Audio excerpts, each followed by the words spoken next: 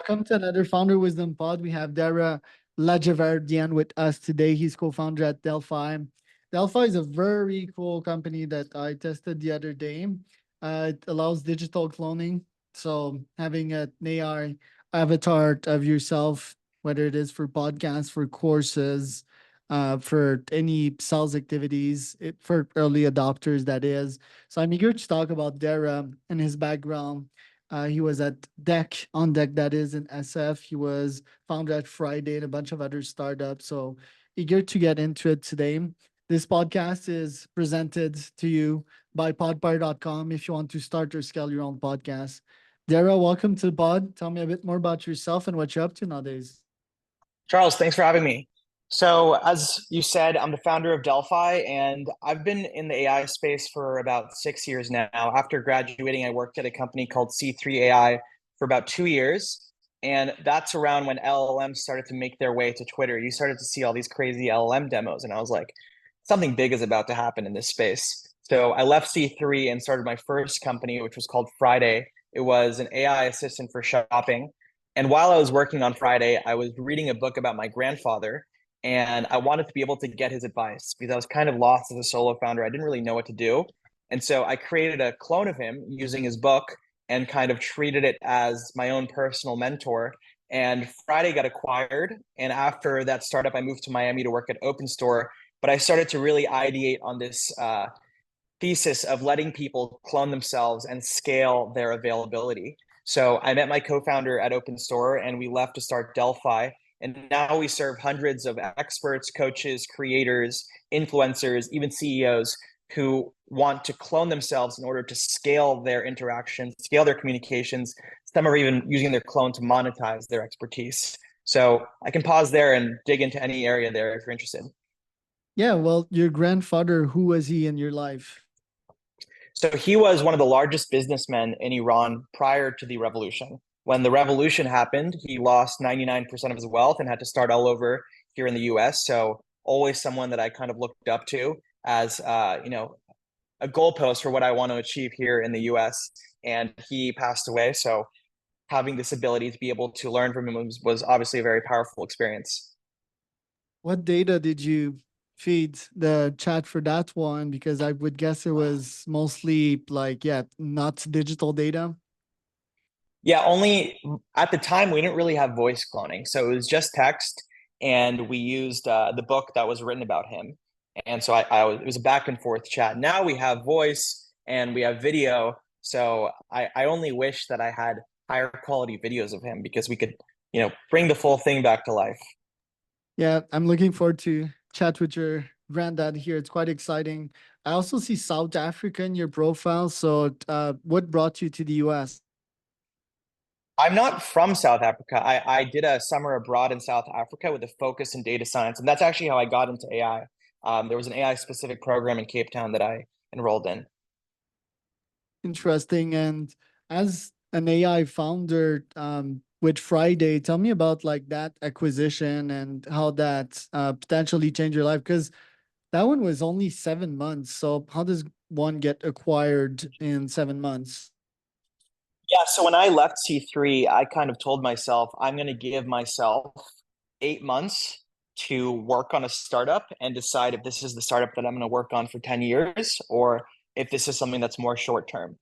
So I worked on Friday. I came up with the idea by just thinking about ideas. It wasn't something I was passionate about. It was just an idea.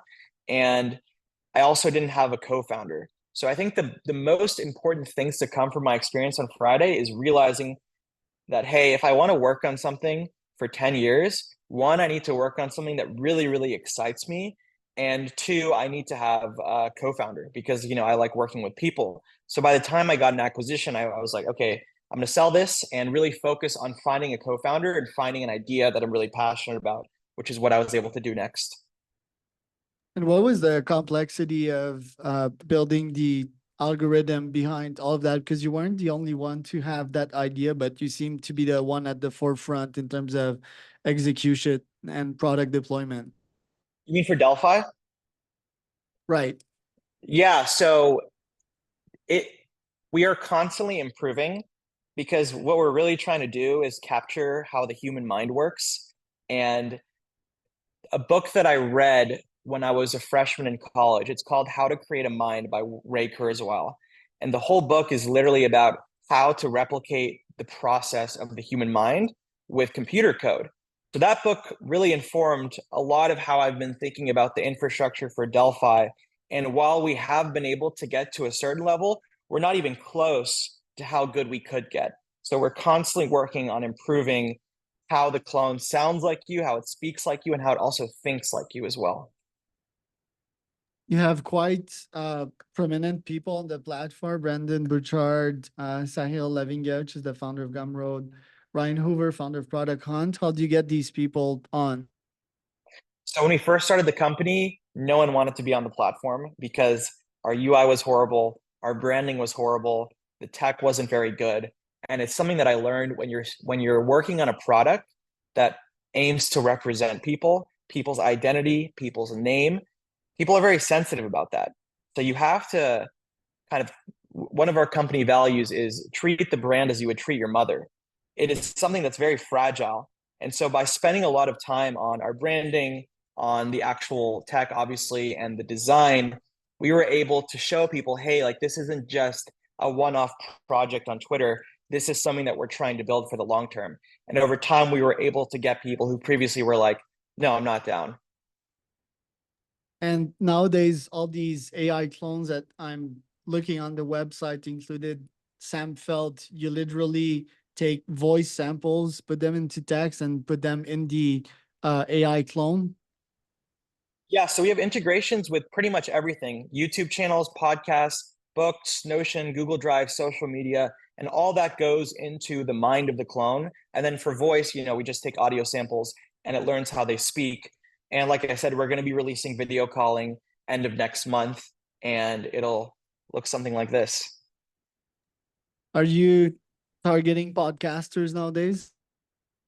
Podcasters are a good chunk of our customers, but it's pretty evenly distributed between podcasters, coaches, authors, experts, and business people. Interesting. And in terms of GTM strategy, how do you reach to those people? So up till now, we really haven't spent any money on marketing. It's been completely word of mouth. And as I think about building, a long-term company, I think if we're not growing through word of mouth, then our product isn't good enough. So we really have a PLG approach to improving the product for our current customers to the point where they're excited about sharing it. And our customers all have like 10,000 plus followers. So whenever they share their clone, more people hear about Delphi. So it's kind of an organic marketing cycle. So how do you separate work between you, Sam, and the engineering team? Yeah, well, I think the CEO kind of has to be involved in every single detail in the company.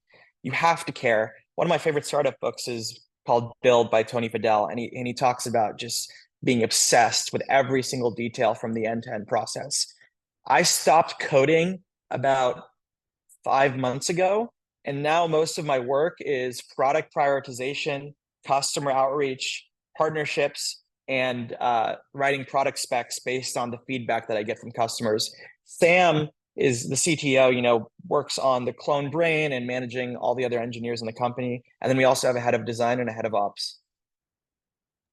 Some people are opposed against clones and digital avatar. And I speak to a lot of these because I do have this fantasy of having a chat, Charles GPT running these podcasts and freeing my time, filtering people as well, and being my best self pretty much all the time. For example, now I'm a bit tired. I could probably run a better interview if I was my Charles GPT.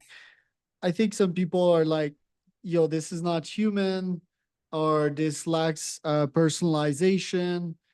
Some people, I feel they're more concerned, emotionally speaking, or do not see the value into it. What do you have to say to those folks?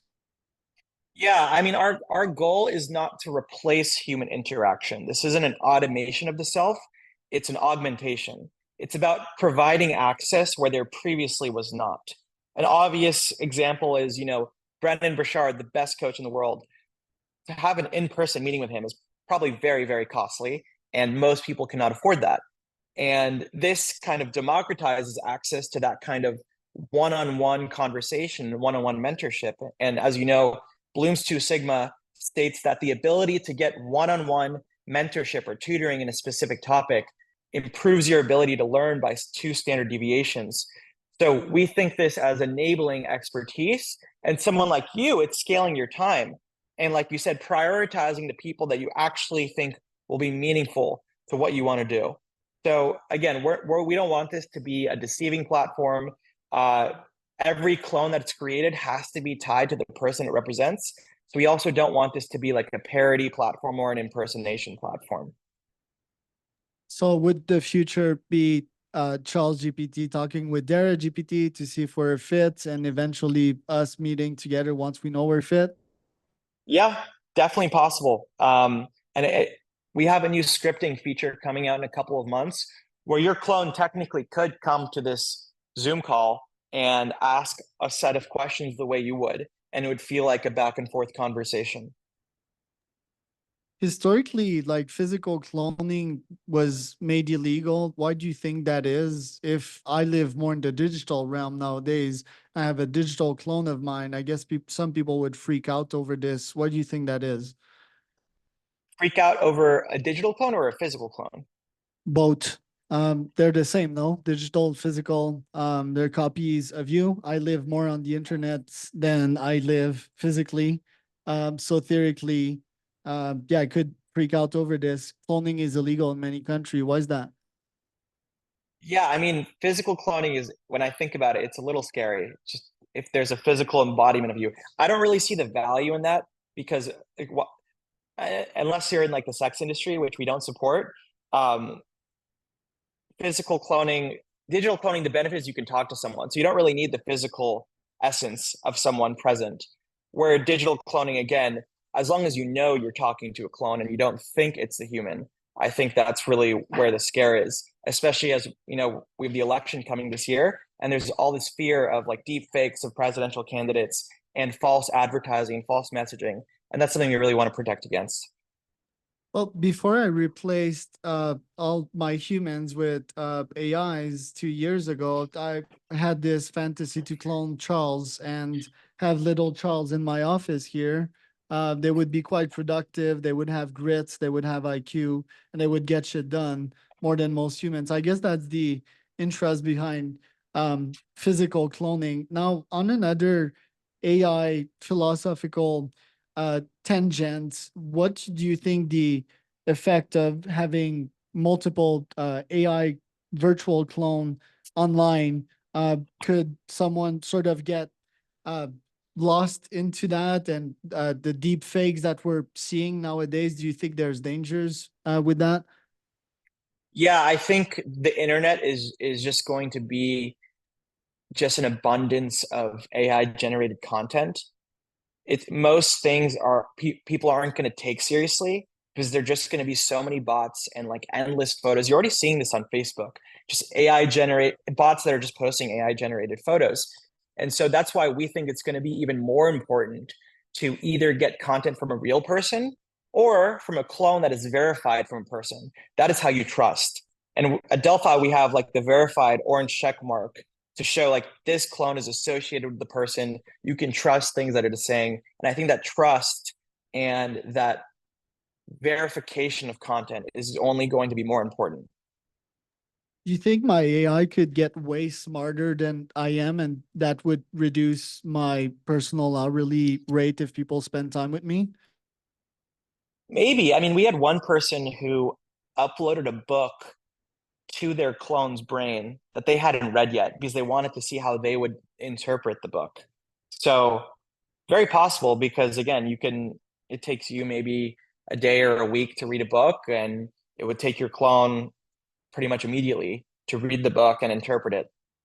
But the difference is like our clones aren't really agentic, so they're not really going out there and taking actions. Right now, they're just mainly optimized for conversation and learning and discussion. On your side, do you have a council of elders, not necessarily Zuck, Elon, and Gates in one room, but maybe uh, founders that were at your level, like I don't know, early Stripe founders, to give you advice on the current state of your startup? Well, we were really lucky to raise from phenomenal investors, Keith Boy from Founders Fund, who's now at Coastal Ventures, and Shaheen from Lux Capital. And honestly, a bunch of our other investors have all been great sources for advice. But you have a chat room with like the best of the best in You mean your with clones or situation. like the actual Yes. people?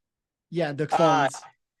with clones that we have, like again, we don't allow clones of people we don't have permission. So have I reached out to the founders of Stripe and Brian Chesky to be like, hey, I think a lot of people would love to have you as a mentor. It'd be great to have you on the platform. I have done that.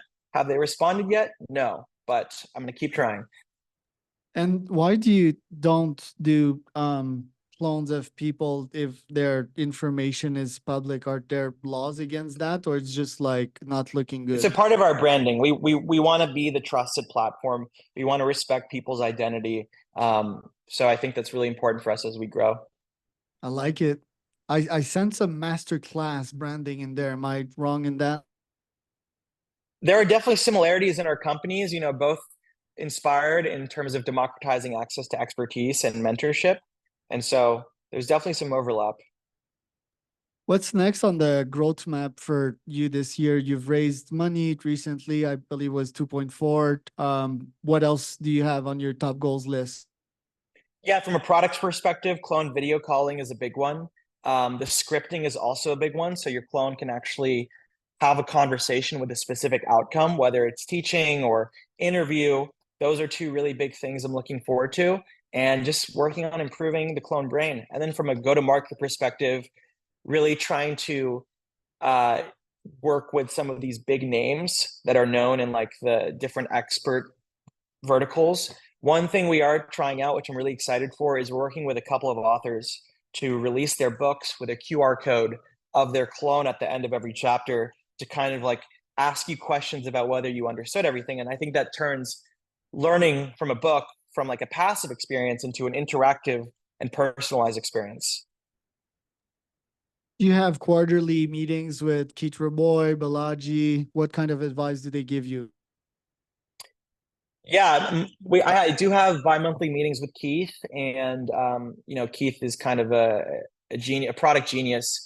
So he's always great with prioritization and hiring. So Keith has definitely helped me think better about how I should hire and also how I should prioritize. Because in a startup, it's all about focus.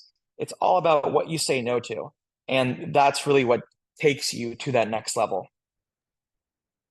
Recently, I never thought I'd do so, but I stopped reading books. I read Wikipedia instead, which, in my opinion, is so much more efficient. If I get really passionate about one thing, I might read an entire book on it. So, sort of a better filtering strategy. And I find myself swapping between Wikipedia and ChatGPT to get deeper on a questions because, oddly enough, Wikipedia doesn't have that feature yet. What is your learning system like nowadays? For me personally, Yeah, business, personal. How do you learn?